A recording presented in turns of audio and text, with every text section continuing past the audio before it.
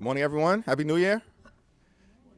This is a very serious time here in America, both as it relates to the presidential accountability that we continue to address, but perhaps most importantly, this moment of great tension and conflict in the world, in the Middle East, in Iraq, with U.S. troops and Americans in harm's way unnecessarily, in the view of many, because of the provocative, potentially unlawful actions of the President of the United States with respect to the recent strike.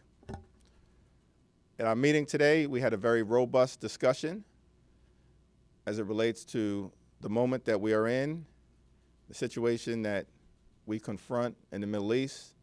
We were graced by the presence of Ambassador Wendy Sherman, who was one of the lead negotiators of the JCPOA, the Iran nuclear agreement, that the president's reckless actions have all but disintegrated, making us less safe here in America and throughout the world.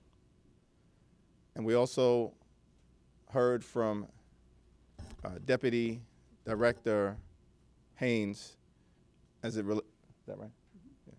As it relates to the underlying legal basis of the president's actions. Cowboy diplomacy did not work in Vietnam. Cowboy diplomacy did not work in Iraq. Cowboy diplomacy will not work in Iran. We are hopeful that the administration will de-escalate this situation and that the president will move forward in a responsible fashion, working with our partners and allies, particularly as it relates to the European Union, to move the world into a better space. Let me yield to our distinguished Vice Chair of the caucus, the gentlelady from the Commonwealth of Massachusetts, Katherine Clark. Thank you, Mr. Chairman. As always, thank you for your leadership. Let me start by saying that our thoughts and prayers are with American troops and diplomats in Iraq and around the world at this time. Despite what the president has tweeted, all is not well. As the world witnessed last night, the president's actions last week have set off an avalanche of chaos that endangers our service members, diplomats, the Iraqi people, and Americans. We must commit to de-escalating this crisis in front of us. To that end, the House plans this week to vote on a War Powers resolution to reconfirm Congress's long-established oversight responsibilities by mandating that if no further congressional action is taken, the administration's military hostilities with Iran must cease within 30 days. Our purpose is clear. We stand ready to keep Americans safe and secure and to prevent this from escalating into a war with Iran. While we face turmoil abroad, we also must remain focused on keeping Americans safe at home. And to do that, we will this week vote on the PFAS Action Act of 2019, which will require that the EPA use tools under several environmental statutes to stem the flow of contamination through the cleanup of sites, regulating emissions, and prohibiting unsafe incineration. American families deserve and need access to clean water and clean air. And we have seen this administration erode environmental policies and roll back protections. We are not going to stand on the sidelines and let American families suffer. As members of Congress, our first responsibility is to keep the American people safe. It's an obligation that this White House has lost sight of. The military airstrike targeting high-level Iranian military officials was reckless and it was dangerous. And we are so glad in this Democratic caucus to have the level of expertise on national security that we can call on to help us protect the American people in these dangerous times. So I'm very pleased to bring to the podium Representative Xochitl Torres-Small. Thank you, Catherine. In the last 6 days, I have understood the responsibility that Congress has to this country and that I have to my constituents in a way I never could have before. We know that General Soleimani was a terrorist. We know that he was worse than a terrorist because he had and commanded individuals within a nation state. And because of that gravity, we know that there are severe consequences that must be assessed in the wake of these actions. The responsibility that we have is to require a strategy moving forward. Because the question we face today is whether the United States' actions to eliminate General Soleimani puts us at greater threat or could push two countries into a prolonged military conflict. We don't know what the strategy is, and that's why we need to gather the information to determine the answer to that question. What was the intelligence that led to this action? What was the source for that intelligence? How trustworthy was that source? In evaluating whether or not there was an imminent threat to America, what was the evaluation about the potential repercussions or response that Iran would have? What was the evaluation of potential responses that others in support of Iran would take? With 15,000 more troops now on the ground than we had in the region 6 months ago, what are we sending our troops away from their families for? These are the questions that we have to have answered. We have more questions right now than we have answers. We don't know the strategy, and we know that revenge is not a strategy.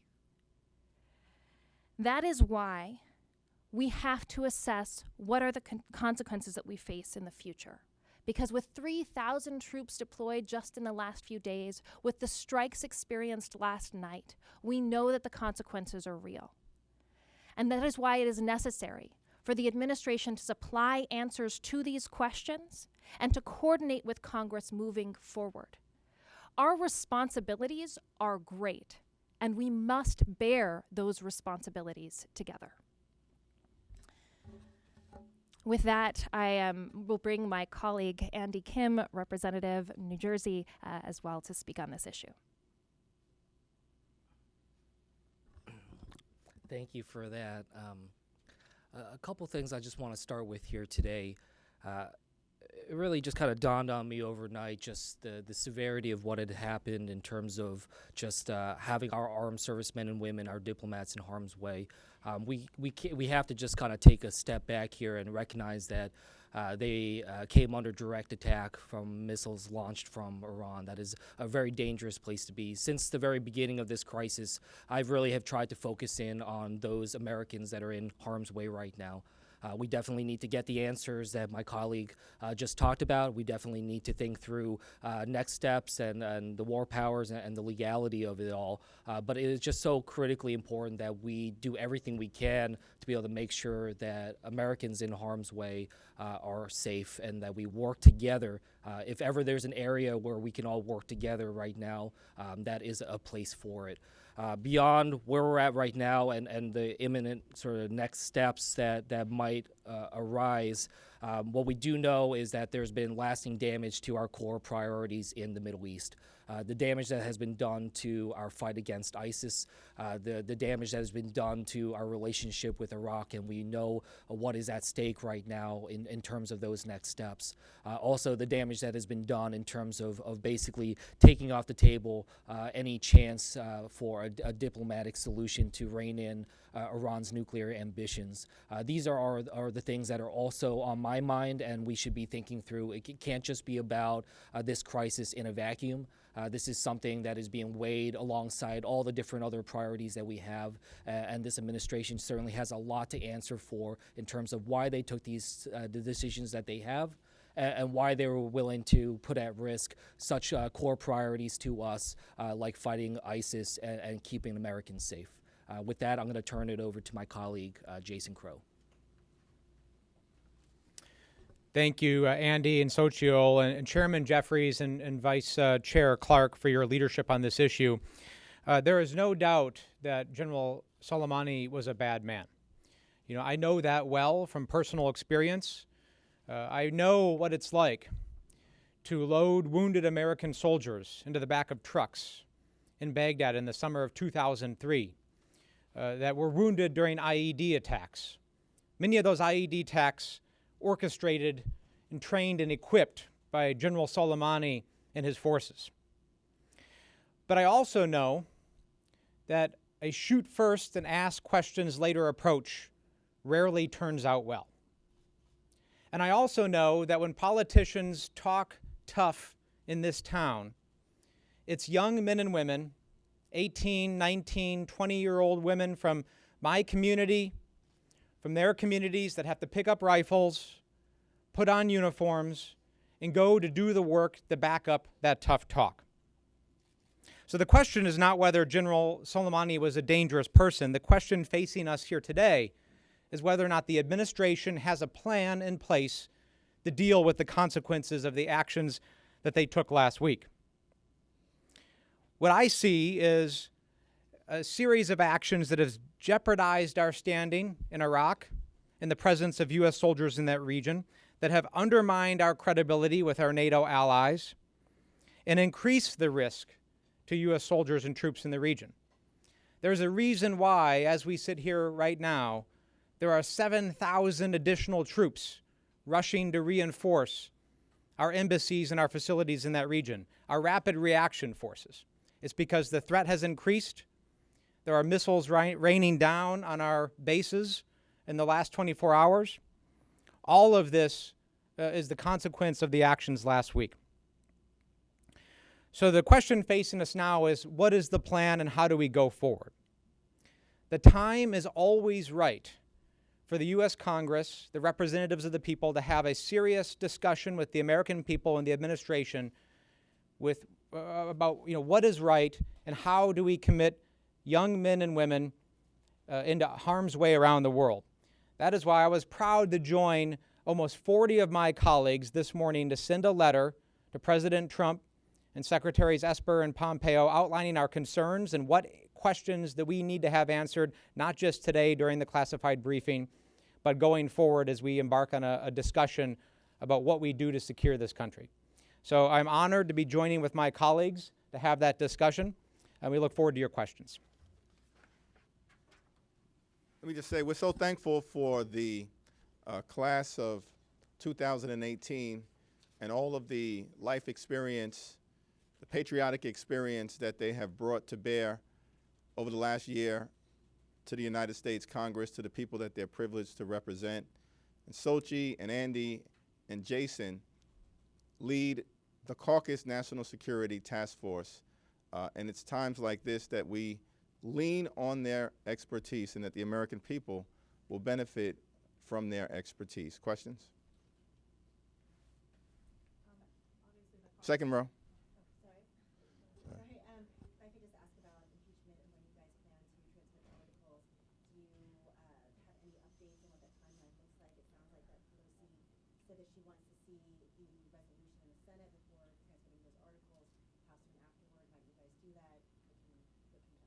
Yeah, there was no discussion about that in the caucus meeting today. The meeting lasted about an hour and 15 minutes. I support the decision of the Speaker to hold the articles until we get some clarity as to whether there will be a fair, impartial, and comprehensive trial in the Senate. Good morning, and this is a question for you, but also Ms. Clark, since you referenced this here about this War Powers resolution. I guess this is kind of a two-part question. It sounds like this resolution might be a little muddled right now because of the action. And regardless, is it prudent at this stage if you are going to go ahead and move forward with that when there's hostilities in the region? Yeah, there's an ongoing discussion as to the appropriate timing. We hope to move forward with something sooner rather than later, but there is no time frame, as I understand it, in terms of it absolutely taking place over the next day or two. Yeah, and because you had indicated you thought it was going to move this week. Did you know something different? We certainly had hoped coming into this week to move it this week. We are looking at it. We are in the process of drafting what is a technical document, and we will do it as soon as possible. There is no set timeline, but if I can go back for a minute to the impeachment question, I do want to say that we are concerned with the comments of Senate Majority Leader McConnell, and consider that his comparison to the Clinton impeachment when it comes to calling witnesses is really an apples and oranges comparison. In the Clinton impeachment trial, those witnesses had already been deposed, they had testified, and were part of Starr's report. Here we have John Bolton coming forward saying he would respond to a subpoena, that he would come forward with the information that we need to know. Continuing to block, to coordinate this trial with the White House makes the Senate leader complicit in this obstruction of the facts that we need to put forth in the impeachment trial and put forward in front of the American people. You know, I have often heard folks say, now is not the time to discuss the use of force and the commitment of U.S. soldiers around the region. I heard that in 2003 as I was carrying a rifle on the streets of Baghdad. I heard it in 2004 and 2005 as I was carrying a rifle in the mountains of Afghanistan. Here we are 19 years later. Thousands of American men and women have died. Tens of thousands have been wounded. We have spent over $4 trillion on our various conflicts, committed in over 30 countries around the world. The time is always right for the United States Congress to have a serious discussion with the American people about when and how we commit men and women into conflict around the world. And it's well past time that we have that serious discussion. Are you concerned that the House would have passed this, that when this was a concern by some Democrats who have military backgrounds like yours, that moving this resolution now would basically leave troops in the theater high and dry because you're essentially cutting off the O1 and the O2 AUMS? We will never leave troops in a difficult position. We are committed to making sure that our men and women are supported and protected. That is a unanimous belief across partisan lines. But we have to have a serious discussion, and we have to reassert Congress's constitutional role. It is our duty to make sure that we are conducting oversight, and we're having that discussion. I'm going to go to the third row, but the Congress is provided with the constitutional authority alone to declare war. The War Powers, the Progressive Caucus has advocated that two other measures come up with that, the Ro Khanna bill on the funding restriction or prohibition if there's no authorization from Congress, and the Barbara Lee bill to repeal the 2002 AUMF. Do you see these coming out together as a package? Is that something the broader caucus could support? Yeah, there are ongoing discussions as it relates to the specifics as to what the resolution could look like. We won't move forward until we have the robust support of every corner of the caucus. We want to act in a responsible fashion on behalf of the safety and security of the American people. That is what this is all about. First row. As to the substantive debate, you said you're tweaking it. Well, can you just give us some sense of the time frame? I mean, what could change in this War Powers resolution? Well, again, I don't want to get out ahead of the discussions that are taking place. This is perhaps our most serious and solemn responsibility as it relates to issues of life and death, issues of war and peace. And the caucus, with great leadership from Speaker Pelosi, is committed to getting it right. Andy, you want to? Okay. Yeah. I'm sorry. Go ahead.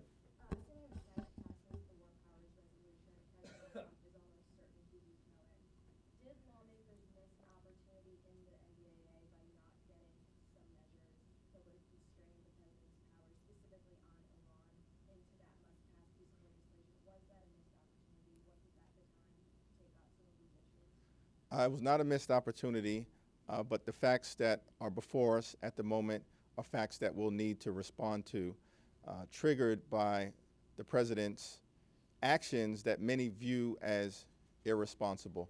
You know, Donald Trump may have been an arsonist that lit a fuse that could plunge the Middle East into a catastrophic war, though he's trying to pretend as if he's the firefighter. That's a problem.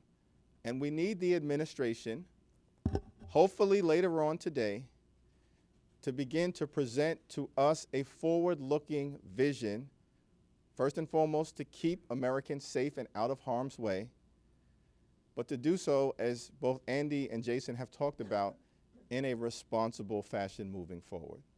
Third row. Just going back to impeachment, McConnell's already said he has the votes to know what the resolution's going to look like. What do you gain by waiting to send the articles over? As the Speaker has consistently indicated, it's very difficult for her to determine who would be appropriate impeachment managers to present the House's case in the absence of understanding the rules of engagement and what the contours of a trial would look like. Beyond, of course, Chairman Schiff and Chairman Nadler, who one would think are going to be logical choices and participants to lead the effort. But what we have seen over the last several weeks are the additional disclosure of documents that continue to highlight that the president did abuse his power by targeting an American citizen for political gain while withholding intentionally $391 million in military aid from a vulnerable Ukraine. Additional documents subsequent to the Speaker's decision to hold the articles have come out. That's a gain in terms of information to the American people. And we've also seen during this period of time that a critically important potential witness, John Bolton, has said he will testify if subpoenaed. John Bolton had direct communication with the president about this sordid matter and abuse of power. And we know from testimony from Dr. Fiona Hill, characterized this whole scheme as a drug deal, and the president's main operative, Rudolph Giuliani, as a hand grenade. So without getting out in front of yourself or resolving issues, can you talk a little bit about what the discussion is in the caucus around war powers, and as part of that, making sure whatever you guys pass aligns with Senator Kaine? Yeah, let me yield to Representative Kim and Representative Crow to talk about what some of the considerations should be for us to proceed. Well, look, what we need to be thinking through is what's going to yield actual results here. What can try to move this forward in a way that shows that that there's going to be a bipartisan approach as well, to the best of our ability. But look, I said this earlier today. This is certainly a big part of it. The war powers is important in terms of understanding the contours of what the president is able to do. But what we also know is that there are lots of different avenues in which the president can proceed with different types of kinetic action, that there are no firm limits that are going to be able to completely restrain what he is willing to do. So that is why it's so important that we have this process to bring out and understand from the president what the actual strategy that he is guided by is. And that's something that I want all of us to be mindful about. The reason why we're having this debate about the war powers and what this president is authorized to do is to bring out into the open and make him and his administration administration explain to us what exactly their goals are, what they are trying to achieve, and what the off-ramps are to ensure that we don't have major escalation here going forward that could lead to war. That is something that I have yet to hear from the administration. That is something that I'm very concerned about, and I need to hear from him, not just about the military efforts that they're engaged in, but what are their diplomatic outreach, what are the intelligence operations that are trying to help us understand where attacks, future attacks might occur. We are not out of the clear. We cannot let our guard down. We know that Iranian proxies and some of their more traditional outlets for violence are still very much operational and could very well strike. I just want to kind of put this into that broader context of why it is that we're moving forward with this and why we need to have that transparency for the American people to understand what exactly this president is willing to do and how far he's willing to go. You also mentioned the practical side of things. How much is the discussion about meshing up with Tim Kaine's resolution so that it can pass the Senate? Well, look, the idea is that we have something that can be able to pass through both chambers, and we want to have something that can then move forward. So I want to sort of see what it is that we can accomplish on that front if possible. But like said, there are lots of different considerations happening right now, a lot of robust discussion about that, and we'll see in the coming hours and days where that lands. As Andy just indicated, the starting point here is we need clarity on what authorizations the administration is currently relying on. And there is disagreement within the administration itself, right? On one hand, you have members of the administration saying that they're relying on the imminent threat lawful authority for the strike. Then you have Mr. O'Brien just last week saying he's relying on the 2002 AUMF, one of the so-called zombie AUMFs. Yet just a couple of months ago during Armed Services Committee hearings, you have Secretary Esper and General Milley telling us that currently they are not relying on the 2002 AUMF for any military operations. So there's inconsistency, there's disagreement within the administration. We need answers and clarity from them now as to what ongoing operations are being based on. And then we can start having a discussion about what authorities they need to make sure that our troops are protected, that our number one priority of securing our installations and our men and women on the ground is taken care of, and what the path forward is. How important do you view John Bolton's testimony? You talked about it a little bit. Do you feel like it's so vital and his firsthand knowledge is so important that should the Senate fail to call him and subpoena him, he should be called back to the House to share what he knows? Well, that'll be a decision that ultimately will be made by some combination of Chairman Schiff, of course the Speaker, and Chairman Nadler. His information does appear to be critical, but it appears critical in the context of enhancing what we already know based on 17 witnesses who did come forward and testify, including individuals like Lieutenant Colonel Vindman, Ambassador Taylor, Ambassador Sondland, Ambassador Volker, Dr. Fiona Hill, Jennifer Williams. These are all individuals who were part of the Trump administration and confirmed factually that there was a stunning abuse of power that the president engaged in as it relates to the Ukraine scandal. So you're leaving the door open, he could come back to the House? Well, that's a question that I think is better directed at Chairman Schiff and, of course, Speaker Pelosi. You guys have questioned whether there was an imminent threat presented by Soleimani, but you've also called him a terrorist and characterized all the casualties that he's inflicted on U.S. troops. I'm just wondering what's wrong with taking a terrorist out of the equation like this happened? Where's the dispute there? Yeah, I'm going to yield to my colleagues, but that is an ongoing discussion, and we need clarity from the administration as to whether this particular provocative action made America safer or not.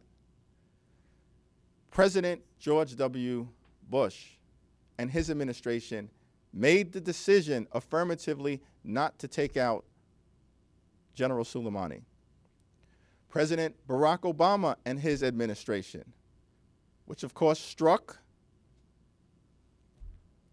the leader of Al-Qaeda, Osama bin Laden, also made the decision affirmatively not to take out General Soleimani.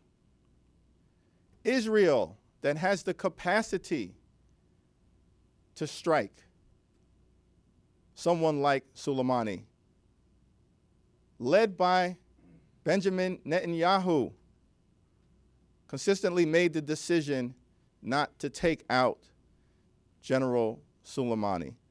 Presumably, all of these disparate individuals made this decision because they concluded it would not make the region, America, Israel, or the world safer. So we need answers from the administration. What has changed? Because what appears right now to have changed is that we have more troops in harm's way in the Middle East, 15,000 more troops than 6 months ago. What appears to have changed is that Iran's nuclear ambitions have been reignited.